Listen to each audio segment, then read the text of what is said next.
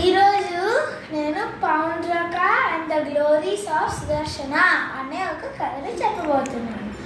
పౌండ్రకస్ claim. పౌండ్రకుడు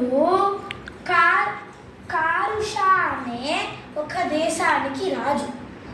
ఆయన రాజ్యంలో ఉండే ప్రజలు పౌండ్రకుడికి నువ్వే భగవంతుడివి, నువ్వే దేవుడివి, నువ్వు చాలా గ్రేట్ అని చెప్పడం వల్ల ఆయనకి చాలా పవర్ ఎక్కువైపోయింది. అందుకని చెప్పి నేనే దేవుడిని అని చెప్పి మొత్తం ప్రచారం చేసుకునేవాడు. అప్పుడు ఒకసారి పౌండ్రకుడు కృష్ణుడికి ఒక ఉత్తరం రాశాడు. ఆ ఉత్తరాన్ని పౌండ్రకుడి యొక్క మెసెంజరు కృష్ణుడి సభ దగ్గరికి వెళ్ళి చదివాడు. ఆ ఉత్తరంలో ఏముందంటే,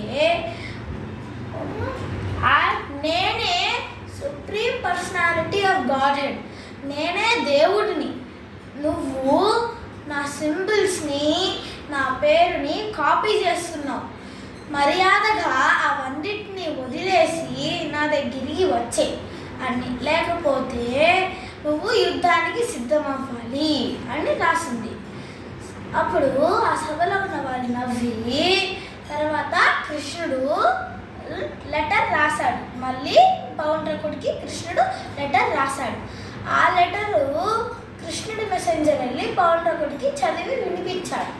అందులో ఏమి రాసిందంటే, ఓ మూర్ఖుడా, నేను నా వెపన్స్ని వదులుతా, నేను నా సుదర్శన చక్రాన్ని వదిలానంటే నువ్వు చనిపోయి పడుంటావు అని రాసి ఉంటుంది. తర్వాత వాళ్ళిద్దరికి ఒక యుద్ధం జరిగింది. పౌండ్రకుడికి ఒక స్నేహితుడు ఉంటాడు, ఆయన కాశీరాజు. ఆయన సైన్యము ఇంకా పౌండ్రకుడు కృష్ణుడితో పోరాడాడు. కృష్ణుడు ఆ సైన్యాన్ని అంతా చంపేశాడు. తర్వాత తన చేతిలో ఉన్న సుదర్శన చక్రాన్ని విసిరితే ఆ సుదర్శన చక్రం వెళ్ళి పౌండ్రకుడిని చంపేసింది, తల నరికేసి చంపేసింది. తర్వాత కృష్ణుడు బాణం తీసుకొని కాశీరాజు మీదకి వేస్తే ఆ బాణము కాశీరాజు తలని నరికేసి ఆ తల పోయి కాశీపట్నంలో పడింది.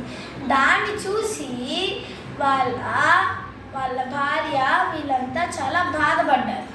అప్పుడు కాశీరాజుకి ఒక కొడుకున్నాడు, ఆయన పేరు సుదక్షణ. ఆయన దాన్ని చూసి చాలా బాధపడి, నా తండ్రి గారిని చంపింది కృష్ణుడు, ఆయన్ని చంపి నేను పగ తీర్చుకుంటాను అనుకున్నాడు. అందుకని ఆయన శివుడికి పూజ చేశాడు. అప్పుడు శివుడు ప్రత్యక్షమయ్యి, నువ్వు వెళ్ళి దక్షిణాగ్ని అనే దానికి బ్లాక్ మ్యాజిక్తో పూజ చేయమని చెప్పాడు. అప్పుడు ఆయన అంటే సుదక్షణుడు వెళ్ళి పెద్ద మాంత్రికుల్ని తీసుకెళ్ళి పూజ చేశాడు. అప్పుడు ఆ దక్షిణాగ్ని నుంచి ఒక పెద్ద ఆకారంలో ఉన్న ఒక రాక్షసుడు వచ్చాడు. ఆ రాక్షసుడి కాలు ఒక్కటి తాటి చెట్టు అంతా పొడుగ్గా ఉంటుంది. ఆయన చాలా పెద్ద రాక్షసుడు, చాలా భయంకరంగా ఉండేవాడు. ఆ రాక్షసుడు ద్వారకా వైపు వెళ్తూ ఉన్నాడు. ఆ రాక్షసుడిని చూసి ద్వారకాలో ఉన్న ప్రజలందరూ భయపడిపోయి కృష్ణుడి దగ్గరికి వెళ్ళి, ఓ కృష్ణ, నన్ను కాపాడు కాపాడు అని కోరారు. కృష్ణుడు సుదర్శన చక్రాన్ని వేశాడు. సుదర్శన చక్రం ఎట్లుందంటే 1000,00,000 సూర్యకిరణాలు ప్రకాశం ఎట్లుంటుందో అట్లా ఉంది ఆ సుదర్శన చక్రం. దాన్ని చూసి ఆ రాక్షసుడు భయపడి పరిగెడుతూ ఉన్నారు. ఆ రాక్షసుడిని పంపించింది సుదక్షణుడు. అందుకని చెప్పి ఆ రాక్షసుడు సుదక్షణుడిని చంపేశాడు. తర్వాత ఆ సుదర్శన చక్రము ఆ రాక్షసుడిని చంపేసి తర్వాత కాశీని మొత్తం కాల్చేసింది. తర్వాత కృష్ణుడి దగ్గరికి వచ్చేసింది. ఫలశ్రుతి, మనము ఎవరైనా ఈ కథని చెప్పినా లేదంటే జాగ్రత్తగా విన్నా వాళ్ళు చేసిన పాపాలన్నీ దూరం అయిపోతాయి. ఈ కథ నుంచి మనం ఏమి తెలుసుకోవాలంటే అహంకారము మన నాశనానికి దారి తీస్తుంది. కృష్ణుడు తన భక్తులని చాలా సులభంగా రక్షిస్తాడు. తర్వాత కృష్ణుణ్ణి మనము ఏ భావనతో అయినా తలుచుకోవచ్చు, ప్రేమగా, కోపంగా, ఎట్లా అయినా తలుచుకోవచ్చు. దానికి మనకి మోక్షం వస్తుంది. తర్వాత మనము ఎవరితో కలిసి ఉంటామనే దాన్ని బట్టి మన జీవిత గమ్యం ఆధారపడి ఉంటుంది.